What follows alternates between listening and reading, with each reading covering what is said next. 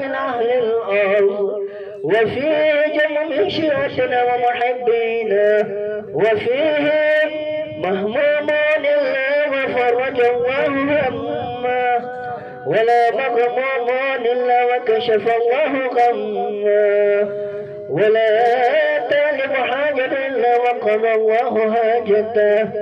فقال علي رضوان الله فضلا وصعدنا وكذلك شيعتنا فازوا وصعدوا في الدنيا والآخرة ورب الكعبة. بر محمد وآل محمد صلوات. اللهم صل على محمد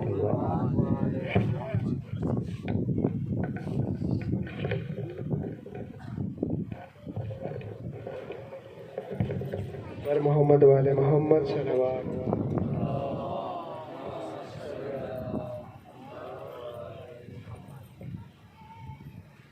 قیدی ہوں میں بابا جان، ہائے قیدی ہوں میں بابا جان، اب شہزادی کہاں،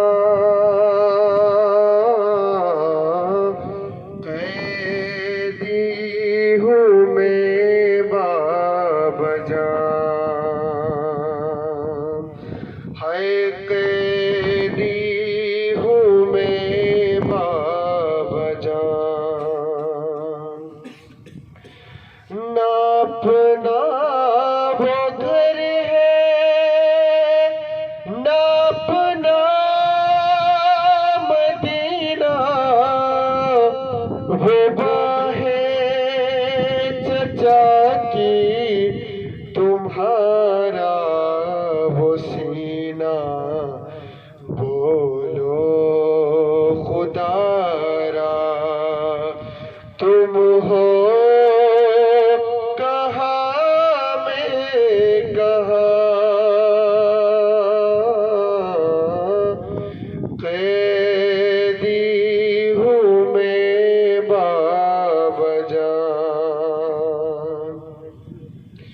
اور جس دن سے تم سے جدا ہو گئی ہوں، دیکھو تو بابا میں کیا ہو گئی ہوں، اجڑا مکان ہے رہتی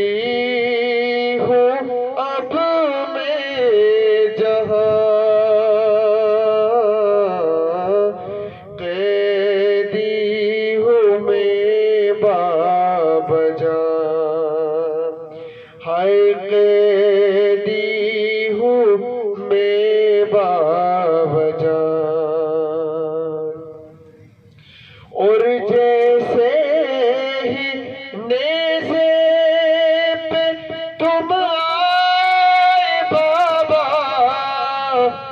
میں نے تماچے بہت کھائے بابا، رخسار پر ہے ابھی تک ستاروں کے نشان، قیدی ہوں میں بابا جان، ہائے قیدی ہوں میں بابا جان، پر محمد والے محمد صلی اللہ علیہ وسلم.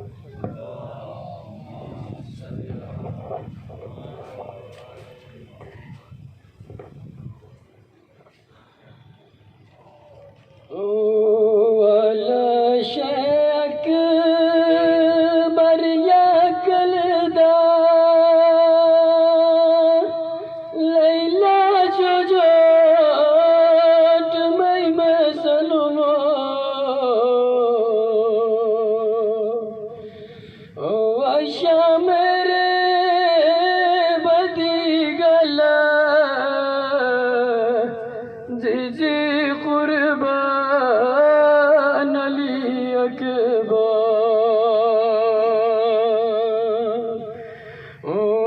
شمر بدی گل زیزی قربان علی اکبر لیلا بنے برداشت چم الچن گری علی اکبر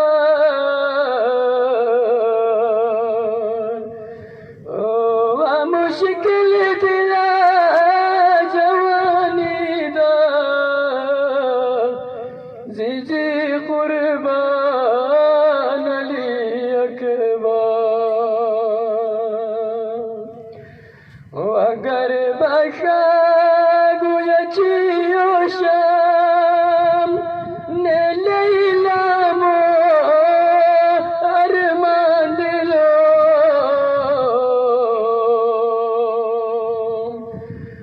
اگر خوشی او یہ سمجھا زیزی قربان علی اکبر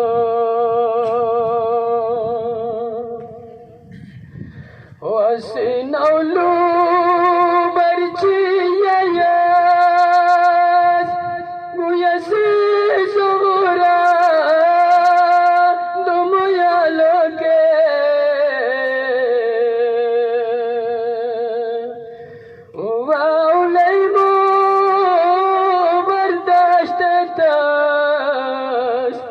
زیزی قربان علی اکبر گویا یلی اپی مڑے رنگتا سیٹے ساتھے پسو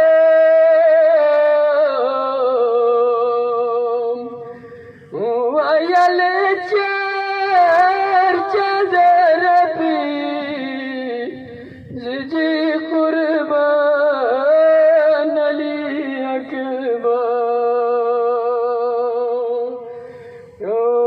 یلی چادر پی زیزی قربان علی اکبر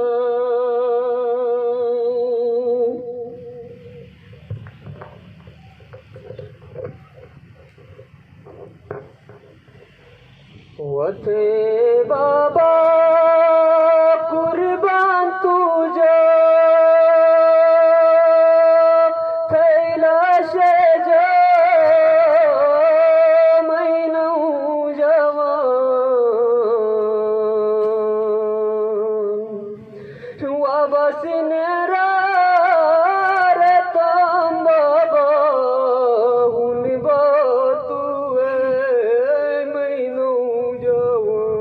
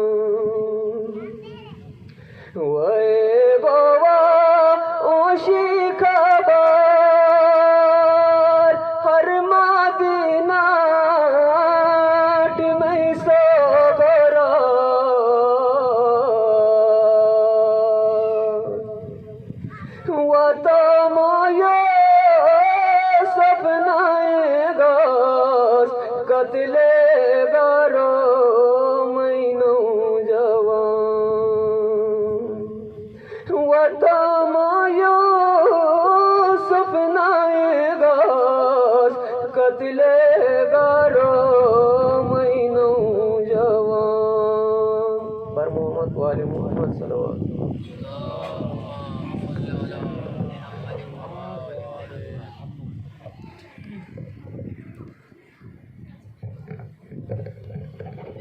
محمد وآل محمد صلوات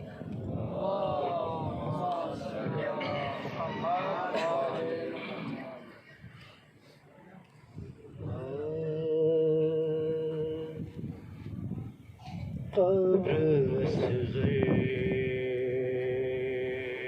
کی بنانے میں بہت دیر لگی قبر اصغر کی بنانے میں بہت دیر لگی شہ کو ایک چاند چھپانے میں بہت دیر لگی ہے قبر اصغر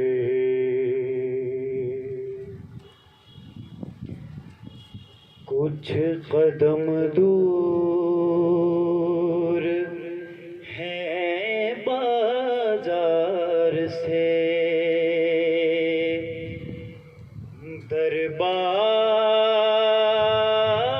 دربار مگر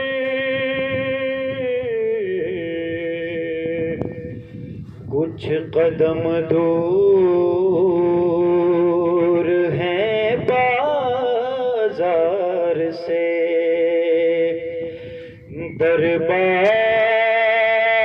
دربار مگر پھر بھی شہزادی کو آنے میں بہت دیر لگی ہے قبر اصغر شہن ہر لاش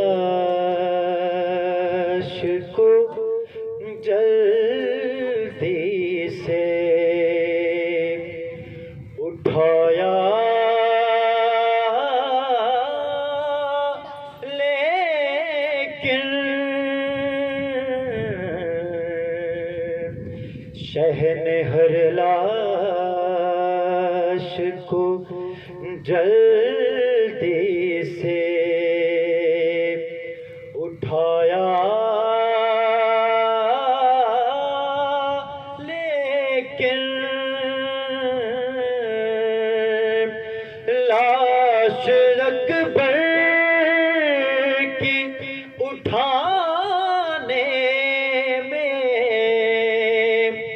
بہت دیر لگی ہے قبر اصغر ٹکڑے چمتے ہوئے قاسم کے کہا مولا نے ہائے افسوس کے آنے میں بہت دیر لگی ہے قبر اصغر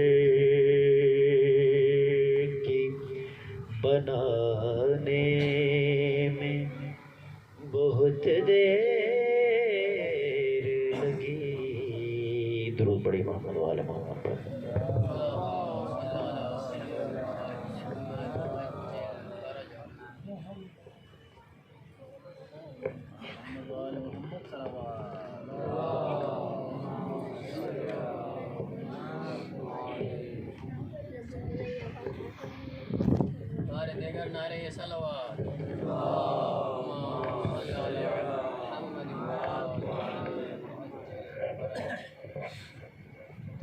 السلام علیکم ورحمۃ اللہ وبرکاتہ۔ بسم اللہ الرحمن الرحیم۔ الحمد للہ قاسم الجبارین مبیر الظالمین مدرک الحاربین نکال الظالمین صریخ المستصرخین۔ الصلاة والسلام على عبده ونبيه أمينه وصفيه حافظ سره ومبلغ رسالاته الذي سمي في السماء بأحمد وفي الأرضين بأبي القاسم محمد صلى الله وعلى آله الطيبين الطاهرين المعصومين لا سيما بقية الله العظم في الأرضين ولعنة الدائمة على أعدائهم أعداء الله من يوم عداوتهم إلى يوم لقاء الله أما بعد فقال رسول الله صلى الله عليه وآله إن الحسين مصباح الهدى وسفينة النجاة صلوات اللهم صل على مجلس کے آغاز میں جوانان عزیز سے گزارش ہے کہ تھوڑا سا آگے تشریف لائے، پیچھے جگہ بھی کم پڑ رہی ہے، دوسرا درمیان میں فاصلہ بہت زیادہ ہے۔ درود بھیجے محمد والا محمد اللہم صلی علی محمد۔ بار دیگر صلوات اللہم صلی علی تمام عزاداران ابا عبداللہ، سوگواران ابا عبداللہ، بہت ہی مشہور و مقبول حدیث آپ جوانان عزیز کی خدمت میں نے تلاوت کرنے کا شرف حاصل کیا۔ یقیناً پیروان اہل بیت کے ہر بچہ کو یہ حدیث یاد ہے۔ ان الحسین مصباح الہدی و سفینۃ النجات، بے شک یہ حسین کشتی نجات ہے اور چراغ ہدایت ہے۔ جوانان عزیز، اس مختصر حدیث کے 6 الفاظ ہیں۔ ظاہراً کمیت میں ماہیت میں 6 الفاظ پر مشتمل یہ حدیث ہے، لیکن اس کے اندر اتنی گہرائی ہے کہ جس طرح محاورہ ہے کہ سمندر کو کوزے میں بند کرنا۔ رسول اللہ نے حسین ابن علی کی شخصیت کو کہ جو ایک بحر بیکرا کی مثل ہے، اس کو 6 الفاظ کے قالب میں ڈھال کر ہمیں پیش کیا ہے۔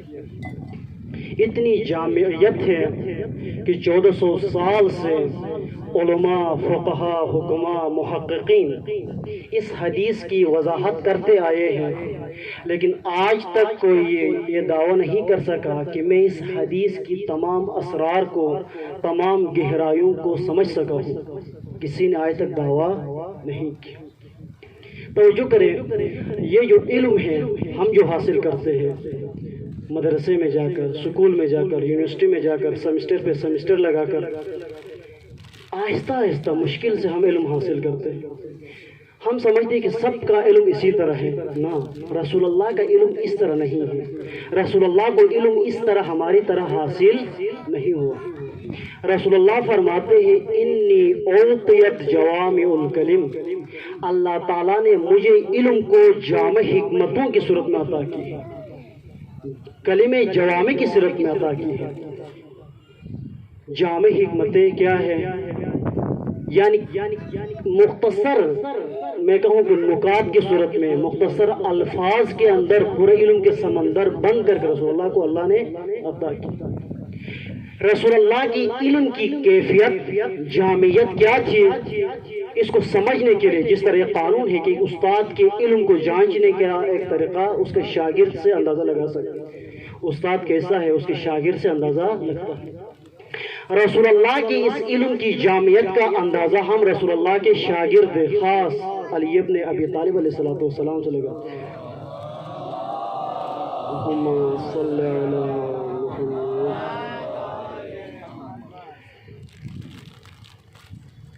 امیر المومنین علیہ السلام جب رسول اللہ کی خدمت میں علم حاصل کرنے کے لیے حاضر ہوتے تھے تو علم لینے کی کیفیت مولا امیر المومنین علیہ السلام یوں بیان فرماتے ہیں کہ میں رسول اللہ سے علم کا ایک باب سیکھتا تھا، ایک حکمت سیکھتا تھا، اور میں اس ایک باب سے 1000 ابواب کھولتا تھا، اور میرے اوپر ان 1000 ابواب سے مزید 1000 ابواب کھلتے تھے۔ یہ اندازہ لگائے ایک باب سے شاگرد 1000 باب کھولتا ہے اور ان 1000 ابواب سے مزید 1000 ابواب کھلتے ہیں۔ یہ طریقہ تھا رسول اللہ کے علم کا، اور انہی جامع حکمتوں میں سے ایک عمیق حکمت رسول اللہ نے یہی بیان کی ہے، ان الحسین مصباح الہدی و سفینۃ النجاۃ۔ رسول اللہ کی ایک صفت ہے، سب جانتے ہیں، بچپن سے کتابوں میں پڑھتے آئے ہو، بشیر و نذیر۔ بشیر بشارت دینے والا، خوشخبری دینے والا، اور نذیر ڈرانے والا ترجمہ کرتے ہیں، صحیح نہیں ہے۔ نذیر کا اصل مفہوم، اصل معنی یہ ہے کہ جو مستقبل کے اندر جو قوم کو جو مشکلات پیش آنی ہے، خطرات ہیں، ان سے آگاہ کرنا، نہ کہ ڈرانا، اس کو نذیر کہتے ہیں۔ مستقبل میں ہم مثلا شیعہ قوم کو کون کون سے مشکلات کا سامنا کرنا پڑے گا، جو سکالر آگاہ کرتا ہے، یہ انذار ہے اور وہ نذیر کہلاتا ہے۔ رسول اللہ نے اپنی حیات میں قیامت تک مسلمانوں کے لیے آنے والے تمام مشکلات سے آگاہ کیا ہے، اور ان مشکلات سے نکلنے کے لیے راہ حل بھی بیان کیا۔ بہت سارے احادیث سے سیاتی زمان والا امتی کے عنوان سے متعدد روایات ہیں جن کا مفہوم یہ ہے کہ میرے بعد میری اس امت پر ایسا زمانہ آئے گا کہ جس میں ہدایت کے راستے تاریک ہو جائیں گے اور ہر طرف ظلم و ستم کا ماحول ہوگا۔ یہ روایات کا مفہوم ہے، متعدد روایات ہیں۔ یہ انذار تھا، خطرات سے آگاہ کیا، اور اب یہ بشیر بشارت دے رہا ہے کہ جب اے میری امت، جب آپ مستقبل میں ظلم و ستم کے طوفانوں میں اگر ڈوبنے لگو تو ان ظلم و ستم کے طوفانوں سے نکلنے کے لیے میں پہلے ہی کشتی نجات بتا کر جا رہا ہوں، ان الحسین مصباح الہدی و سفینۃ النجاۃ۔ اور جب تاریکیوں کے اندر راہ صراط و راہ ہدایت گم جائے تو راہ ہدایت ڈھونڈنے کے لیے میں چراغ ہدایت بھی دے کر جا رہا ہوں، ان الحسین مصباح الہدی۔ ایڈوانس دونوں، پہلے انذار کیا پھر ابشار کیا۔ سنتے آئے ہو، میں مختصر اس کی وضاحت کروں اس حدیث کی۔ ان الحسین مصباح الہدی، مصباح الہدی ہدایت کا چراغ۔ تو جو کریں، مصباح عربی زبان میں جو سے چراغ کو استعمال معنی چراغ ہے، لیکن اس کے اندر اگر گہرائی میں جاؤ گے، ڈکشنری کے پرانا عرب، اسلام سے بھی پہلے جو عرب اس کی معنی میں استعمال کرتے تھے مصباح کو۔ مصباح، لفظ مصباح اور لفظ صبح ایک ہی معنی ہے، ایک ہی لفظ ہے۔ صبح جو ہم کہتے ہیں نا، صبح جاگتے ہیں فجر نماز کے لیے، اردو میں فجر، عربی میں فجر بھی کہتے ہیں، صبح بھی کہتے ہیں، اصل فجر ہے اس کا نام۔ صبح ایک حالت ہے، ایک کیفیت ہے، فجر کے وقت ایک حالت ہوتی ہے، اس کو صبح کہتے ہیں، لیکن ہم اس کو فجر کو ہی صبح کہتے ہیں۔ فجر کے وقت کون سی حالت ہوتی ہے جس کو صبح کہتے ہیں؟ تو جو کہ اگر جو جوانان تو اکثر صبح اٹھتے ہیں، مشکل سے ہیں، لیکن کبھی خدا سے توفیق مانگو، صبح صبح اٹھو آزان سے پہلے صبح کے دو اقسام ہیں، صبح صادق و صبح کاذب۔ صبح صادق میں نماز نہیں پڑھ، صبح کاذب میں آپ نماز نہیں پڑھ سکتے۔ صبح صادق طلوع ہونے پر آپ نماز پڑھ سکتے۔ صبح صادق میں اگر آپ اٹھے، اس طرح کا جو ماحول آپ نے بنایا ہے اوپر کھلے آسمان میں، تو صبح صبح جب آپ اٹھیں گے فجر کے وقت مشرق کے افق میں جب آپ نظر دوڑائے تو آذان صبح سے پہلے ایک روشنی اٹھتی ہے افق میں، ایک روشنی کا ایک مینار اٹھتا ہے، لکیر اٹھتی ہے، اور یہ لکیر جب اٹھے تو اس کو صبح کاذب کہتے ہیں، اس وقت نماز نہیں پڑھ سکتے۔ یہ روشنی کا لکیر اٹھ کر، یہ مینار اٹھ کر افق کے اندر یہ لکیر منتشر ہو جاتی ہے، پھیل جاتی ہے، روشنی پھیل جاتی ہے۔ جب یہ لکیر پھیل جائے تو اس کو صبح صادق کہتے ہیں۔ اس وقت صبح کا نماز کا وقت ہے، آذان اگر نہ بھی دے تو آپ خود نماز پڑھ سکتے۔ صبح صادق، صبح یعنی مشرق کے افق میں ایک نور کا طلوع ہونا، جو مشرق کے افق میں طلوع کر کے تمام تر تاریکی و ظلمت کو دھکیل کر یہ نور دھکیلتا ہوا ہمارے سروں تک آ جاتا ہے، پھر آخرکار مغرب کے اندر یہ نور تمام تر تاریکی کو اور ظلمت کو دبا دیتا ہے۔ اس حالت کو کہتے ہیں صبح۔ صبح سے بنا مصباح، رسول اللہ فرماتے کہ ان الحسین مصباح الہدا، حسین مصباح الہدا ہے، مصباح الہدا ہے۔ مطلب یہ ہے کہ ایک زمانہ آئے گا، رسول اللہ نے فرمایا تھا کہ ایک زمانہ آئے گا کہ جس وقت میری امت کے لیے ہدایت کے راستے تاریک ہو جائیں گے، ہر طرف گمراہی پھیلا دی جائے گی، اور انسان کو راہ صراط و راہ ہدایت کا تشخیص دینا ممکن نہیں ہوگا۔ ایسے وقت میں راہ صراط کو ڈھونڈنے کے لیے تاریکیوں کو دور کر کے، ظلمتوں کو دور کر کے اس راہ ہدایت و راہ صراط کو ڈھونڈنے کے لیے جس نور کی ضرورت پڑے گی وہ حسین ہے۔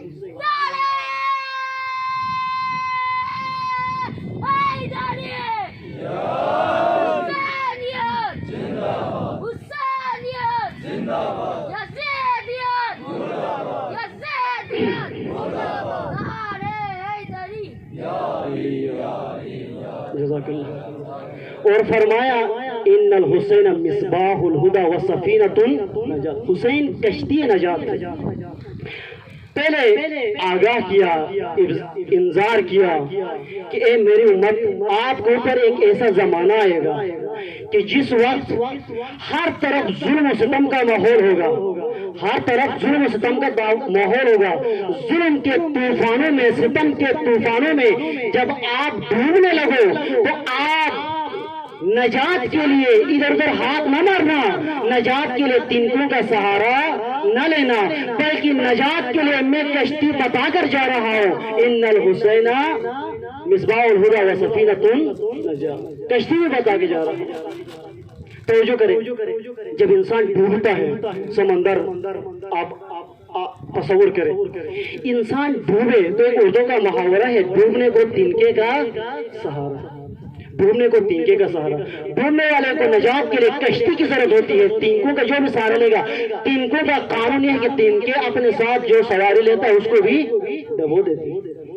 آج آئے رسول اللہ نے ہمارے لیے اشار کیا، انذار کیا، آج کے زمانے میں، مستقبل کے آج کے زمانے میں دیکھیں ہر طرف، خصوصاً مشرق وسطیٰ میں، خصوصاً مسلم ممالک کے اندر ظلم و ستم کے طوفان ہیں۔ کشمیر 72 سال سے ظلم کے طوفانوں میں غرق ہو رہا ہے۔ یمن، عرب ممالک، شام، عراق، پاکستان، تمام افغانستان، تمام ممالک اس وقت ظلم کے اس طوفان کے اندر غرق ہو رہے ہیں۔ اور توجہ کرے، کشتی نجات رسول اللہ نے جن کو دی ہے آج وہی ڈوب رہے ہیں۔ آج جن کو رسول اللہ نے کشتی نجات دی ہے وہی غرق ہو رہے ہیں۔ کیوں؟ اس لیے کہ یہ جو غرق ہو رہے ہیں، چاہے وہ کشمیر ہو، چاہے وہ فلسطین ہو، چاہے وہ یمن ہو، چاہے وہ شام و عراق ہو، یہ ڈوبنے والے اس حالت سے نکلنے کے لیے، نجات کے لیے آپ تجزیہ کریں، غور و فکر کریں، اس حالت سے نکلنے کے لیے کس چیز کا سہارا لے رہے ہیں؟ آیا کشتی نجات کا سہارا لے رہے ہیں، آیا تینکوں کا سہارا لے رہے ہیں؟ آج آپ دیکھ رہے ہو یہ تمام مظلوم اقوام نجات کے لیے کبھی UNO کے در پر جاتے ہیں, کبھی OIC کے در پر جا رہے ہیں, اور کبھی IMF کے در پر جا رہے ہیں, اور دیگر عالمی اداروں کے در پر جا رہے ہیں. یا دیکھو آج کے زمانے کے ظلم و ستم کے طوفانوں میں یہ OIC, یہ UNO اور یہ IMF وہی تنکے ہیں جس نے بھی سہارا لیا ان سب کو انہوں نے ڈبو دیا. اگر نجات چاہتے ہو تو ان تنکوں کو چھوڑو, کشتی نجات کی طرف آؤ, حسینیت کی طرف آؤ. اور اسی زمانے میں یہ بھی پریکٹیکل ہوا ہے کہ جنہوں نے ان تنکوں کو چھوڑ کر کشتی نجات کا سہارا لیا ہے, آج وہ عزت کے علم بن چکے ہیں, عزت کے مینار بن چکے ہیں. آج جو ہم حزب اللہ کے گن گاتے ہیں, آج جو ہم سپاہی پاسداران ایرانیوں کے گن گاتے ہیں, آج دنیا کے مقابلے میں, دنیا کے ظلم کے مقابلے میں ڈٹے ہوئے ہیں, عزت کا علم بن چکے ہیں. وہ کیسے بن گئے, انہوں نے یہ مقام کیسے حاصل کیا؟ 1980 سے پہلے ایرانی بھی ہماری طرح صرف رسم حسینی انجام دے رہے تھے, وہ بھی شیعہ تھے.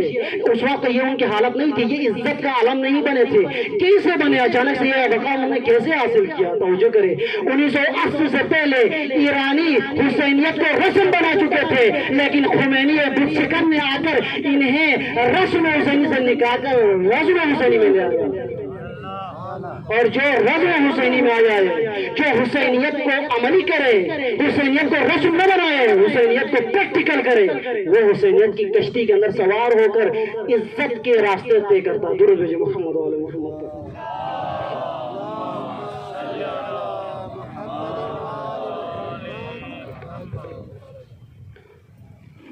ان الحسین مصباح الہدی و سفینۃ النجات.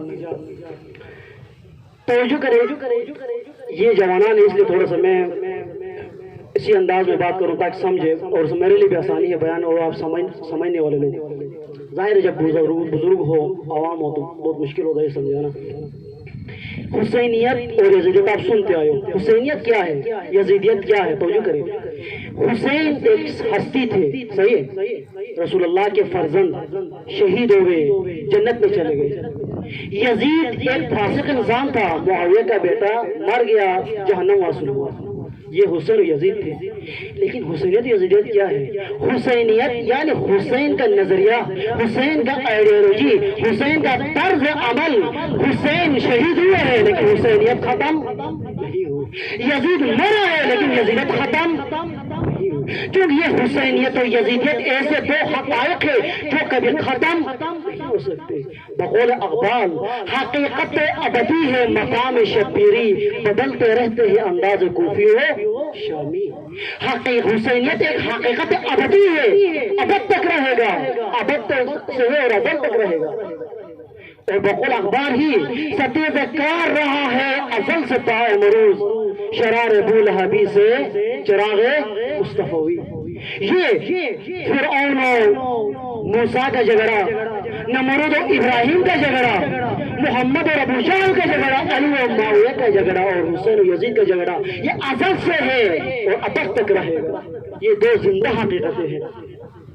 حسینیت بھی ایک زندہ حقیقت ہے, یزیدیت بھی ایک زندہ حقیقت ہے. حسینیت کشتی نجات ہے, یزیدیت کشتی ہلاکت ہے. یاد رکھیں, ہمیں حکم ملا ہے کشتی حسینیت میں سوار ہونے کا, لیکن یاد رکھو یہ جو دو کشتیاں ہیں, یا کوئی انسان ہو یہ کشتی یزیدیت میں سوار ہے یا کشتی حسینیت میں سوار. ایسا نہیں کوئی نیوٹرل درمیان, دونوں میں ہم سب, ہر قوم اور ہر فرد یا کشتی حسینیت میں سوار ہے یا کشتی یزیدیت میں. اور توجہ کرے, ہمیں حکم ہے کشتی حسینیت میں سوار ہونے کا. حسینیت کی کشتی میں سوار ہونے کے لیے اور یزیدیت کی کشتی سے اترنے کے لیے دونوں کی معرفت ضروری ہے. جس کو پتہ ہی نہ ہو حسینیت کیا ہے, وہ ممکن ہے یزیدیت کی کشتی میں سوار ہو کر سمجھ رہا ہو کہ میں حسینیت میں سوار ہوں. بقول شاعر, یزید وقت کے محفل میں بیٹھ کر دیتے ہیں لوگ گالیاں گزرے یزید کو. آگاہی معرفت نہ ہو تو وقت کے یزیدیت کے سائے میں رہ کر ہم سمجھتے کہ ہم حسینیت کے سائے میں. معرفت ضروری ہے. ایک کشتی سے نکلنے کے لیے کشتی میں سوار ہونے کے لیے دونوں کی معرفت ضروری ہے. حسینیت کی معرفت آپ پورے محرم کے عشروں میں علماء کرام سے بڑے بزرگ علماء صاحب سن چکے ہیں. اور حسین پر جو کرے, دونوں نے اپنی جو نظریہ ہے, جو اپنے جو سوچ, اپنی آئیڈیالوجی ہے, دونوں نے بیان کی. حسین نے حسینیت بیان کی ہے, یزید نے یزیدیت بیان کی. ہمیں ضرورت نہیں ہے کہ ہم خود سے حسینیت بیان کریں اور ہمیں ضرورت نہیں ہے کہ ہم خود سے یزیدیت سمجھانے کی کوشش کریں نا. حسین نے حسینیت بیان کر کے چلے گئے, یزید نے یزیدیت بھی بیان کی. میرا اصل موضوع یزیدیت تھی. حسینیت آپ سن چکے ہو, حسینیت نے بیان کی ہے ان لم اخرج اشرا ولا بطرا ولا مفسدا ولا ظالما انما خرجت لطلب الاصلاح في امه جدي واريد ان امر بالمعروف وانهى عن المنكر واسير بسيره جدي وابي علي بن ابي طالب علیہ الصلوۃ والسلام. درود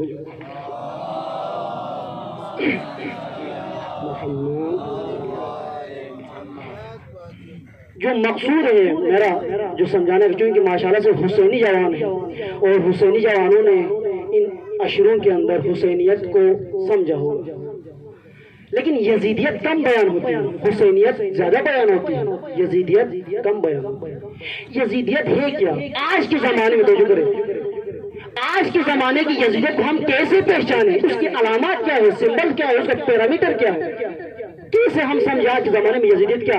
ہم یزیدیت کا نام, ہم یزیدیت کا نام سنتے ہی فوراً حکمران ذہن میں آتے ہیں, عمران خان صاحب.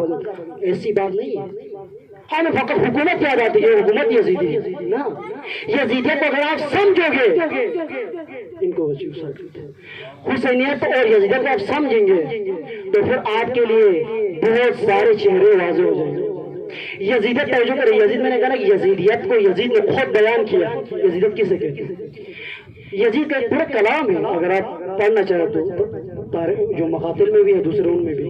یزید شاعر تھے, بہترین شاعر تھے, شاعری کرتا تھا, اور اس نے اپنی شاعری کے اندر اپنا نظریہ بیان کیا, اپنی سوچ بیان کی, اور پورا کلام ہے. اس کلام کے اندر ایک جو خلاصہ, جو اصل مفہوم اس کا جو پوری یزیدیت کو جو آشکار کر رہا ہے وہ اس جملے میں ہے. یزید نے جس وقت امام حسین علیہ السلام کے سر مبارک کو شہید کر کے اپنے دربار میں حاضر کروایا, اس وقت یزید نے کہا تھا لعبت بنو ہاشم بالملک لا خبر جاء ولا وحی نزل. یہ شعر ہے اس نے کہا کہ یہ بنو ہاشم نے, یعنی رسول اللہ نے جو اتنا کام کیا اور ان بنی ہاشم نے ایک ڈھونگ رچایا ہے, کوئی وحی نازل نہیں ہے, کوئی دین نہیں ہے, کوئی کتاب نازل نہیں, انہوں نے ڈھونگ رچایا ہے حکومت کے خاطر. لوگوں پر حکومت کرنے کے لیے ایک بہانہ بنایا کہ میرے پر وحی نازل ہوئی ہے, دین شریعت قرآن سب جھوٹ, انکار. توجہ کریں, یزیدیت کے علامات بتا رہا ہوں. یزید نے اپنے الفاظ میں انکار کیا, یعنی دین کی, شریعت کی, وحی کے سب انکار. یزیدیت کہتے ہیں انکار اور توہین کو. یزید نے انکار کیا اپنے زبان سے اور اپنے عمل سے توہین کیا, حرمت شکنی کی, بے احترامی کی. کس کس چیز کی؟ حسین ابن علی جیسے مقدس ہستی کی, مدینہ منورہ جیسے مقدس مقام کی واقع حرہ. یزید نے اپنے لشکر کو حسین ابن علی کی شہادت کے بعد مدینہ پر حملہ کروایا, اور مدینہ مقدس شہر مدینہ کے اندر مسجد نبوی کے اندر 3 دن تک گھوڑے باندھ دیے گئے, اور پورے مدینے کے خواتین کو حلال کیا گیا. اور تاریخ میں ہے کہ 1 سال بعد 1000 ناجائز بچے پیدا ہوئے مدینے میں. یزید کا بے حرمتی. تیسرا کام اس نے جو بے حرمتی کا کیا, خانہ کعبہ من جنوں سے حملہ کرا کہ خانہ کعبہ کو خاکستہ کر دیا, جلا کر. اب دیکھیں یزید کے قول اور فعل, یزید کے بات اور عمل کو دیکھو. یزید نے زبان سے انکار کیا, عمل سے توہین کیا, بے حرمتی کی, بے احترامی کی. یزیدیت انہی دو چیز. یزیدیت کے بارے میں سنا, یزید فاسق تھے, شارب الخمر تھے, قاتل کرتا تھا, یہ کرتا تھا, برائیاں بہت ساری تھی. لیکن ان برائیوں کا خلاصہ کریں تو وہ 2 ہیں. اصل برائیاں یزید کی 2 تھی, ایک انکار اور دوسرا توہین و بے احترامی. یہ یزیدیت کی علامات ہیں. یزید نے انکار کیا دین و شریعت کا اور بے احترامی کی, مقدسات کی. یہ یزیدیت کی علامت ہے, انکار اور توہین. آج آپ یہ لے لیں پیرامیٹر, یہ علامت سمبل لے لیں, کہاں کہاں پر یہ ہو رہا ہے, یہ انکار کہاں کہاں پر ہو رہا ہے. توجہ کر, میں نے جس طرح پہلے کہا تھا حسینیت اور یزیدیت کا یہ جو جنگ ہے, یہ قیامت یعنی ازل سے ہے اور ابد تک رہے گا, شروع سے. حسینیوں کے مقابلے میں یزیدیوں نے, توجہ کریں بس آخری مطلب, حسینیوں کے مقابلے میں یزیدیوں نے ایک ہمیشہ جنگ کی ہے, اور آمنے سامنے جنگ کی، جس طرح کربلا میں کی، ہر دور میں کی، ہمارے باقی اماموں کے دور میں آج تک کی ہے۔ اور یزیدیوں نے تجربہ کیا ہے، پریکٹیکل کیا ہے، اور آج سمجھ گئے ہیں کہ پورے دنیا تاریخ کے اندر جب بھی حسینیوں کے مقابلہ ہم نے میدان میں آ کر آمنا سامنا کیا ہے، ہم ہمیشہ شکست کھا چکے ہیں، کیونکہ حسین کے پیروکار شہادت سے ڈرتے نہیں ہیں، ان کو ہرایا نہیں جا سکتا۔ یہ سمجھ گئے آج دیکھو شام کے اندر انہوں نے داعش کو کیسے شکست دی، کہاں کہاں میں بیان کروں، شکست ہو گئی۔ تو انہوں نے اپنے دشمنی کا جو طریقہ کار ہے، اسٹریٹجی ہے، بدل دی۔ آج کے زمانے میں یہ اصل پیغام یہ ہے جوانوں کو سمجھنے کے لیے، دشمن نے یزید آج کے زمانے کی یزیدیت کا میں نے علامت بتا تھا، یزیدیت انکار اور توہین۔ اچھا آپ دیکھیں، وقت زیادہ لگا میں تفصیل کروں تو آج کے زمانے میں یزیدیت پوری دنیا پر حاکم ہے۔ توجہ کریں، اسلام کے اندر ڈکٹیٹرشپ کا آغاز معاویہ نے کیا تھا، لیکن لیبرزم کا آغاز یزید نے کیا تھا۔ لیبرزم کا آغاز یعنی لیبرزم جو آپ دنیا کے اوپر حاکم سوچ نظریہ لیبرزم ہے، جس کے اندر لیبرزم کا آغاز ہی یہی ہے کہ سب کچھ ہر چیز کا انکار۔ لیبرزم یا اور میٹریلزم اسی کا نام ہے، یعنی دین و شریعت ہر چیز کا انکار، صرف اور صرف مادیات مادیات کے اندر منحصر۔ آج پوری دنیا پر جو بھی پولیٹیکل سسٹم ہے، جو بھی اکنامیکل سسٹم ہے، جو بھی ڈیزائن کرتا ہے وہ سارا مغرب کرتا ہے، اور مغرب کا جو سٹرکچر جس نظریے پر قائم ہے وہ ہے لیبرزم، اور لیبرزم کا دوسرا نام ہی یزیدیت ہے۔ یزیدیت اس 2400 سالہ یزیدیت کو آج کے زمانے میں، آج کے ایڈوانس زمانے کے مطابق ڈیزائن کیا گیا تھا، اس کا نام ہے لیبرزم اور میٹریلزم۔ ڈکٹیٹرشپ معاویہ کا حکم تھا جو آج کل نہیں ہے، لیبرزم دنیا پر حاکم ہے۔ اور انہوں آج کی یزیدیت نے، آج کی جدید یزیدیت نے حسینیوں کے مقابلے کا طریقہ کار بدل دیا، ٹیکنیک بدل دی ہے۔ آمنے سامنے کلاشن کوف سے مقابلہ ختم۔ کیا کیا؟ توجہ کریں، طریقہ یہ تھا اپنایا کہ بہترین طریقہ حسینیوں کو شکست دینے کا یہ ہے کہ ہم حسینیت کے نام پر یزیدیت کی تبلیغ کریں۔ تو جو ہے یعنی یہ بہترین سب سے ان کے لیے مفید طریقہ ہے، جس کو انسان آسانی سے سمجھ بھی نہیں سکتا۔ حسینیت کے نام پر ہم یزیدیت کی پرچار کریں۔ آپ دیکھیں یہ سازش آپ کہاں تک کامیاب ہوئی، جس کی طرف امام خامنائی نے رہبر معظم نے اشارہ کیا ہے کئی سال پہلے۔ رہبر معظم نے فرمایا کہ CIA کا سنی اور MI6 کا شیعہ، ان کا اسلام سے کوئی تعلق نہیں ہے۔ MI6 کا شیعہ کیا ہے؟ توجہ کریں، MI6 کا شیعہ حسینیت کے لبادے میں یزیدیت کو پروموٹ کرنے والا ٹولے کا نام ہے۔ یزیدیت کی علامت تو بتا دیا، توہین اور انکار۔ آج آ جائے حسینیت کے نام پر، آپ سوشل میڈیا پر آپ سب مصروف ہیں، حسینیت کے نام پر منبر حسینی سے کیا کیا جا رہا ہے؟ پہلا کام انکار۔ کس چیز کا؟ دین کا، قرآن کا، وحی کا، ہمارے جو تشریح کے اساسی کتب اربع حدیث کے، سب کا انکار۔ اور توہین، کس چیز کا توہین؟ علماء و فقہا جنہوں نے ہم تک یہ سارا دین میراث کر پہنچایا ہے، شیخ کلینی سے لے کر سستانی اور خامنائی تک، سب کی توہین روز بروز دیکھ رہے ہیں۔ توجہ کریں، حسینیت کا، منبر حسینی کا توہین اور انکار کے ساتھ کیا تعلق؟ حسینیت تو دین کی احیاء کا نام ہے، حسینیت تو دین کو تعمیر کرنے کا نام ہے، حسینیت تو تعمیر نئے اسلام کا نام ہے، حسینیت تو اسلام کے ریکنسٹرکشن کا نام ہے۔ لیکن اسی منبر حسینی سے آج یزیدیت دیکھو، انکار، اور دوسرا کام توہین۔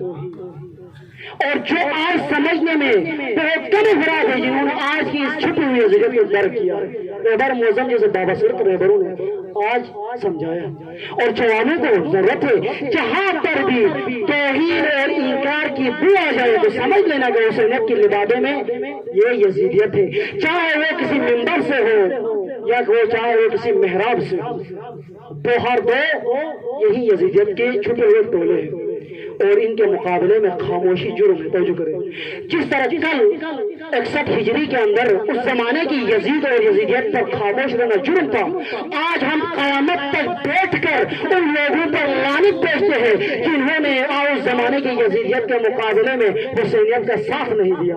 اللہم لعن من قتلت کا، اللہم لعن من ظلمت کا، والعنہم من سمیت بذالک فرضیت۔ اے حسین ابن علی، جنہوں نے آپ کو قتل کیا ان پر بھی لعنت۔ جنہوں نے سنا، جنہوں نے ظلم کیا ان پر بھی لعنت، اور تیسرا طبقہ جنہوں نے سنا اور خاموش ہوئے ان پر بھی لعنت۔ آج بھی یہی فارمولہ آج بھی جاری ہے، جنہوں نے آج کے یزیدیت کو سنا، اس کے پوسٹ پڑھ لیے، اس کی کلپس دیکھ لیے، اس کی ویڈیو دیکھ لیے اور خاموش رہے یا ان کو آگے فارورڈ کیا یا پوسٹ کیا، لعنت ان کو بھی شامل ہے۔ آج کی یزیدیت کو جو آگے فارورڈ کرے، بصیرت کی ضروری ہے، آگاہی کی ضرورت ہے۔ یہ آگاہی جوانوں میں آنی چاہیے اور بہت ہی قابل تحسین عمل ہے جو جوانوں نے آج کیا ہے، اہتمام کیا ہے اور چاہیے اہتمام کر۔ صرف محرم کافی نہیں ہے، توجہ کر دشمن کی جو سازشیں ہیں، ہم اپنے دین سے، ہم اپنے دنیاوی تعلیم میں توجہ کریں، کتنے سیمسٹر پہ سیمسٹر لگاتے ہیں، کتنے فیسوں پہ فیسیں لگاتے ہیں دنیاوی تعلیم کی، توجہ کریں۔ ہم سب سارے جوان، ہر مومن، ایک حدیث آپ نے، میں ویسے موضوع سے ہٹ کر بات آگے بیان کر رہا ہوں اگر آپ اجازت ہو تو، حدیث ہے جو آپ سن چکے ہو، مشہور مقبول حدیث، طلب العلم فریضۃ علی کل مسلم، سب کو یاد ہے غالباً یہ حدیث۔ رسول اللہ نے فرمایا کہ علم کا طلب کرنا ہر مسلم پر فرض ہے، توجہ کرے، فرض ہے۔ فرض کسے کہتے ہیں؟ واجب کو کہتے ہیں، فرض فریضہ نماز جو کہتے ہو آپ، واجب کو فرض کہتے ہیں۔ میں آپ سے ایک سوال پوچھتا ہوں، وہ ہمارے والدین بوڑھے، اس وقت ادھر بھی کچھ ہوں گے جو ان پڑھ ہیں، جنہوں نے سکول کی تعلیم حاصل ہی نہیں کی ہے، ان پڑھ چلے گئے، آیا ذمہ ہے، آیا انہوں نے کوئی واجب ترک کی؟ کیونکہ رسول اللہ فرما رہے ہیں کہ ہر مسلم پر، چاہے مرد عورت بوڑھا جوان، سب پر علم کا طلب کرنا واجب ہے۔ اب میں آپ سے سوال پوچھتا ہوں، جو ہمارے والدین، جو بزرگان جنہوں نے سکول کا منہ بھی نہیں دیکھا، ایسے دنیا سے چلے گئے یا بھی زندہ ہے، پڑھنا لکھنا نہیں آتا، آیا وہ حرام کے مرتکب ہوئے، آیا انہوں نے واجب کو ترک کر دیا، وہ گناہ گار ہے؟ آپ کیا جواب دیں؟ نفی میں، ہاں سمجھدار، درست ہے، وہ گناہ گار نہیں۔ کیوں؟ توجہ کریں، یہ جو تعلیم کی دو قسمیں ہیں، توجہ کریں، ایک تعلیم ہے جو ہمیں زندگی لائف گزارنے کے لیے ہمیں وسائل دیتا ہے، پیسہ دیتا ہے، معاش دیتا ہے تاکہ ہم اپنی زندگی گزار سکیں، اور یہ ضروری ہے۔ ایک یہ تعلیم ہے، اور ایک تعلیم، یہ تعلیم سب پر واجب نہیں ہے۔ قرآن کے اندر فَلَوْلَا نَفَرَ مِن كُلِّ فِرْقَةٍ مِنْهُمْ طَائِفَةٌ، کیوں ہر قوم میں سے گروہ نہیں نکلتا دیکھ سیکھنے کے لیے، سب کے سب نہ نکلے، ایک گروہ نکلے۔ ہر سب پر یونیورسٹی جانا واجب نہیں ہے، اگر ساری یونیورسٹی کا رکشا کون چلائے گا؟ سارے یونیورسٹی کی تعلیم شروع کرے، اسکول کی تعلیم شروع کرے تو یہ سارے فیکٹریوں میں کام کون کرے گا؟ کھیتوں میں کام کون کرے گا؟ یہ غلط ہے۔ دین کا حکم یہ ہے کہ ہر میدان میں ایک خاص طبقہ ادھر جائے اور کام کر کے واپس آ جائے، کچھ انجینئر میں جائے، کوئی میڈیکل میں، کچھ پریکٹیکل کاموں میں جائے، کچھ ڈرائیونگ کرے، کچھ جو اپنے صلاحیت کے مطابق۔ لیکن جو علم، رسول اللہ فرماتے کہ جس کا فرض ہے ہر ایک پر سیکھنا، وہ علم دین ہے، جو آپ کو توجہ کرے، ایک علم ہے جو آپ کو معاشی زندگی دیتا ہے، اور ایک علم ہے جو آپ کو زندگی گزارنے کا طریقہ سکھاتا ہے۔ یہ آپ پر واجب ہے، سب پر واجب ہے، اگر جس نے حاصل نہ کیا وہ گناہ گار ہے۔ یہ تھی جس کو ہم ویسے علم دین کہتے ہیں، ویسے ہم مولویوں کے ساتھ خاص کر جو مدرسہ جاتا ہے وہی علم دین حاصل کرنا، سب پر واجب ہے۔ اپنے بساط کے مطابق اپنی زندگی گزارنے کے لیے اللہ تعالیٰ نے کیسی زندگی گزارنے کو ہمیں کہا ہے، سیکھنا ہم سب پر واجب ہے۔ اور یہ اہتمام کر، صرف محرم کافی نہیں ہے، محرم کافی نہیں ہے، محرم کے علاوہ بھی جوانوں نے اہتمام کرے، سمجھے خود سے آج کے زمانے ایڈوانس۔ ایک دفعہ درود بھیجیں محمد علیہ وسلم۔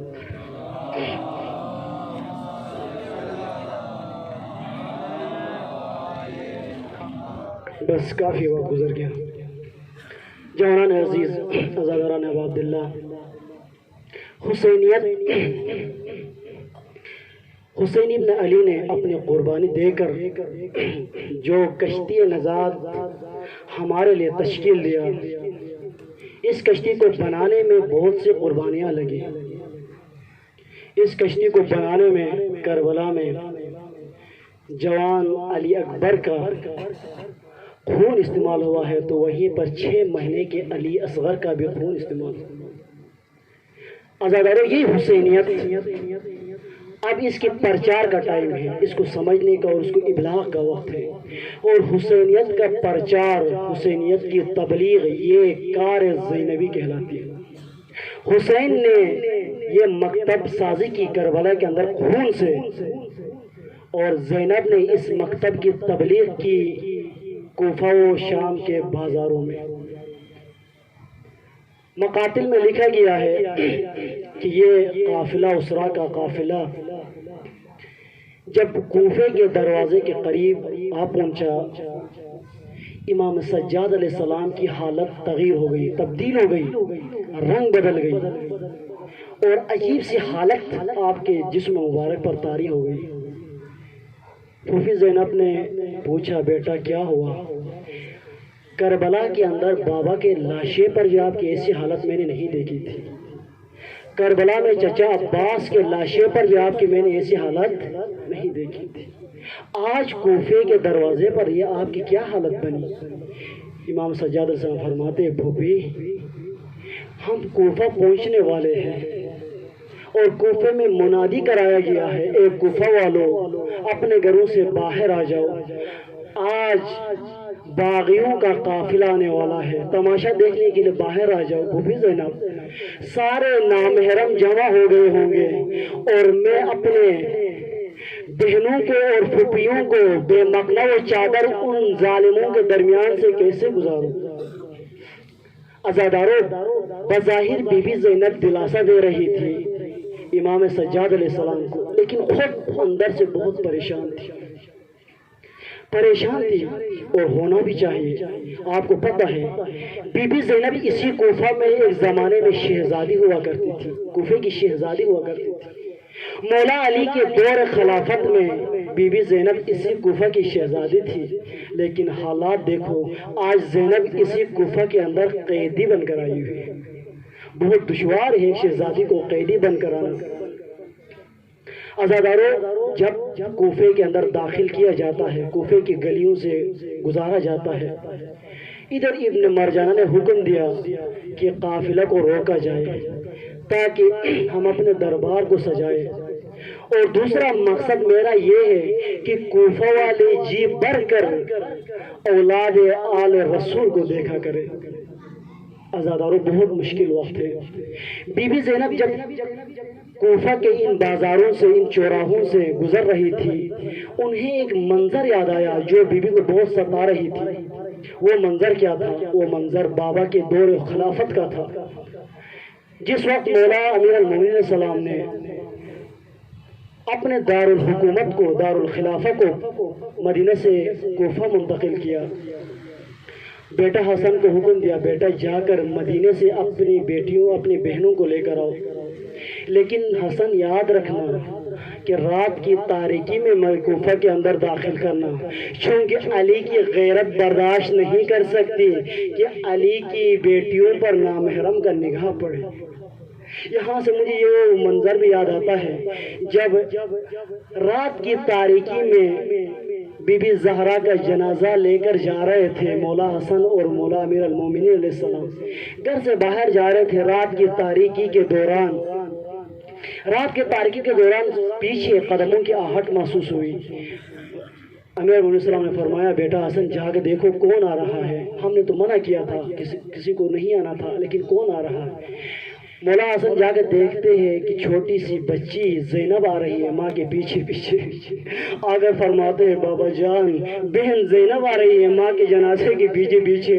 عزاداروں، مولا نے کیا فرمایا؟ فوراً فرمایا اے بیٹا حسن جلدی سے بہن زینب کو اندر گھر میں چھوڑ کر آؤ، چونکہ علی کی غیرت برداشت نہیں کرتی کہ علی کی بیٹی پر کسی کا نگاہ پڑے۔ عزاداروں، میرا سلام ہو امیر المومنین آپ کی اس غیرت پر کہ رات کی تاریکی میں، ابھی تو زینب بہت چھوٹی ہے، معصوم ہے، آپ نے پھر بھی برداشت نہیں کی کسی نامحرم کی نگاہ کو۔ اے مولا، آج آئے کوفہ کا بازار ہے، شام کا بازار ہے، زینب پہ مغلو چادر ہے، پسے پردن ہاتھ بندھے، شرابیوں کا محفل ہے، نامحرم کی نگاہیں ہے۔ بی بی زینب کو یہ منظر آجات آتا ہے۔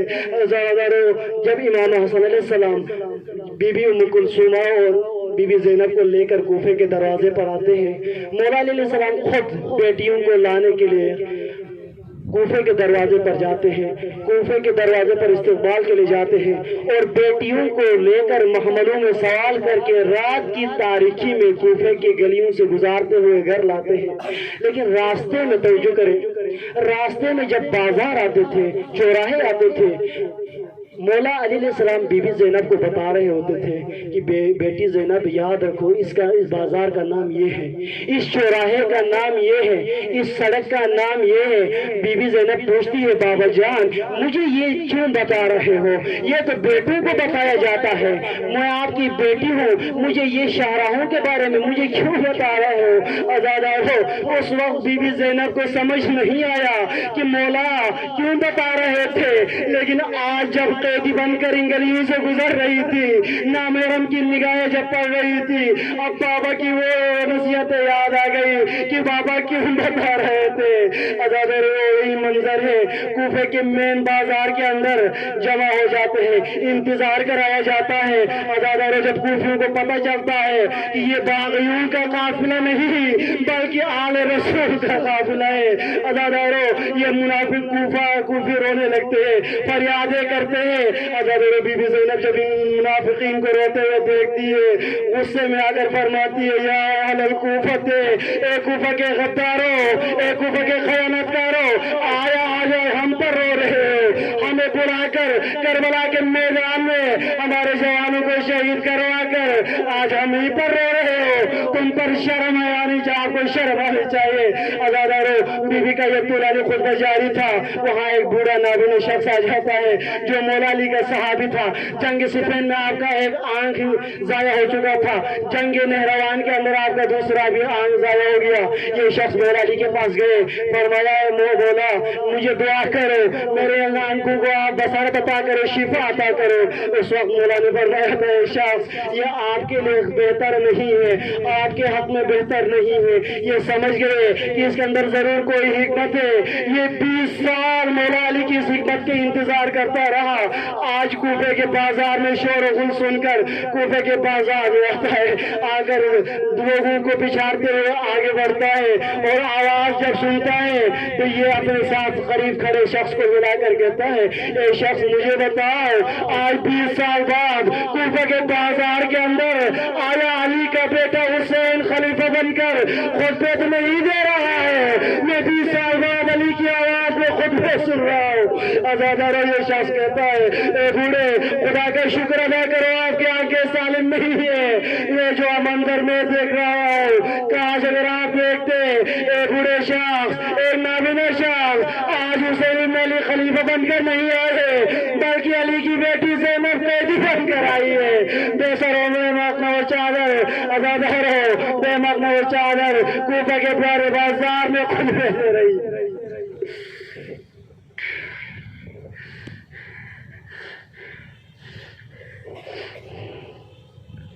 وسائلهم الذين ظلموا ينقلبون إنا لله وإنا إليه راجعون اللهم نسألك وندعوك باسمك العظيم الأعظم العزيز الجليل الأكرم يا الله يا الله يا الله يا الله يا الله یا رحمان یا رحیم یا مقلب القلوب ثبت قلوبنا علی دینک۔ پروردگار ہماری اس عبادت کو اپنی بارگاہ میں قبول و مقبول فرما۔ پروردگار ہمیں اپنے دین کو سمجھنے کے اور اس پر عمل کرنے کے توفیق نصیب فرما۔ پروردگار ہمیں محبت اہل بیت کے ساتھ ساتھ اطاعت اہل بیت نصیب فرما۔ پروردگار جب تک زندہ ہے پروردگار اپنی عبادت تو اپنی اطاعت کے توفیق نصیب فرما۔ پروردگار جب دنیا سے جائے تو توبہ نصوح کے ساتھ دنیا سے جانے کے توفیق نصیب فرما۔ پروردگار جن مومنین نے التماس کیے پروردگار ان تمام مومنین کی حوائج شرع کو برابر فرما۔ پروردگار خصوصاً بعض مریضوں نے التماس کیے، خود میرے برادر عزیز کافی دنوں سے علیل شدید، پروردگار ان تمام مریضوں